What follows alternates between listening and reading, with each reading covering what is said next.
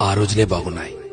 టెన్షన్లు, ఒత్తిళ్లు, డబ్బు సంపాదన ఇలా అతిగా ఆలోచనలు లేకుండా ఉన్నంతలో కుటుంబమంతా కలిసి ఆనందంగా గడిపిన ఆ రోజులే బాగున్నాయి. ఆదివారం ఆటలాడుతూ అన్నాన్ని మరచిన ఆ రోజులే బాగున్నాయి.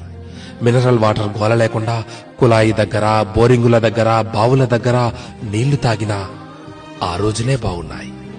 ఎండాకాలం చలివేంద్రాల్లోని చల్లని నీళ్ల కోసం ఎర్రని ఎండని సైతం లెక్క చేయని ఆ రోజులే బాగున్నాయి.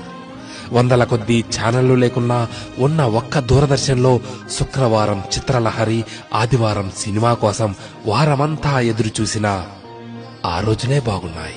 సెలవుల్లో అమ్మమ్మ, నానమ్మల ఊళ్లకు వెళ్లి ఇంటికి రావాలనే ఆలోచనే లేని ఆ రోజులే బాగున్నాయి. ఏసీ కార్లు లేకున్నా ఎర్ర బస్సుల్లో కిటికీ పక్క సీట్లో నుండి ప్రకృతిని ఆస్వాదించిన ఆ రోజులే బాగున్నాయి. మొబైల్ డేటా గురించి ఆలోచించకుండా బర్త్డే డేట్ గురించి మాత్రమే ఆలోచిస్తూ చాక్లెట్లు పంచిన ఆ రోజులే బాగున్నాయి.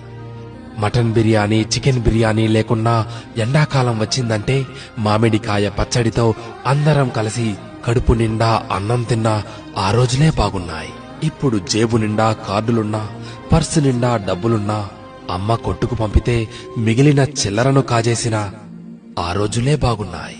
ఇప్పుడు చేతిలోని సెల్ నిండా గేములున్నా, ఆట స్థలంలో బ్యాట్ మార్చుకుంటూ ఒకే బ్యాట్తో క్రికెట్ ఆడినా ఆ రోజులే బాగున్నాయి.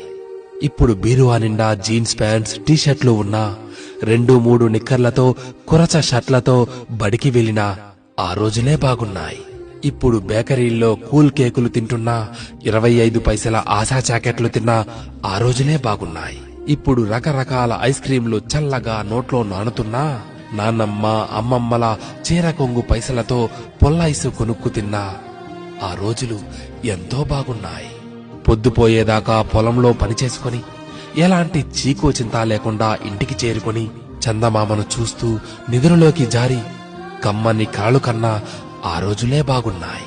నిజమే, ఆ రోజులే బాగున్నాయి కదూ.